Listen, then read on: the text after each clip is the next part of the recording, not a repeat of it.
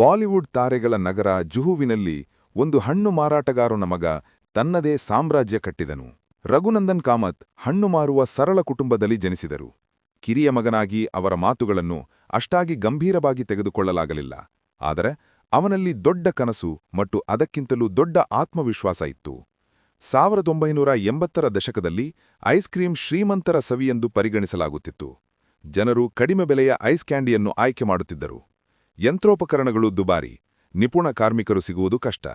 ಆದರೂ ಕಾಮತ್ ಕೈಬಿಡಲಿಲ್ಲ. ನೈಸರ್ಗಿಕ ಹಣ್ಣುಗಳಿಂದ ಕೃತಕ ಸುವಾಸನೆಯಿಲ್ಲದೆ ಐಸ್ ಕ್ರೀಂ ತಯಾರಿಸುವ ಹೊಸ ಆಲೋಚನೆಯವರದ್ದು.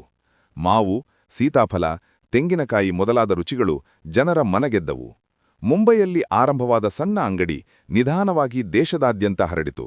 2012ರ ವೇಳೆಗೆ 100 ಔಟ್ಲೆಟ್ಗಳನ್ನು ತಲುಪಿದ್ದ ಈ ಬ್ರ್ಯಾಂಡ್ ಇಂದು ಭಾರತದಲ್ಲಿ 150ಕ್ಕೂ ಹೆಚ್ಚು ಔಟ್ಲೆಟ್ಗಳೊಂದಿಗೆ ಜನಪ್ರಿಯವಾಗಿದೆ.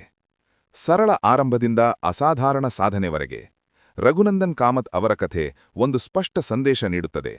ನಂಬಿಕೆ ಮತ್ತು ಪರಿಶ್ರಮ ಇದ್ದರೆ ಕನಸುಗಳು ಖಂಡಿತ ನಿಜವಾಗುತ್ತವೆ. ನಿಮ್ಮ ಜೀವನದ ದೊಡ್ಡ ಗುರಿ ಯಾವುದು? ಕಾಮೆಂಟ್ನಲ್ಲಿ ಹಂಚಿಕೊಳ್ಳಿ.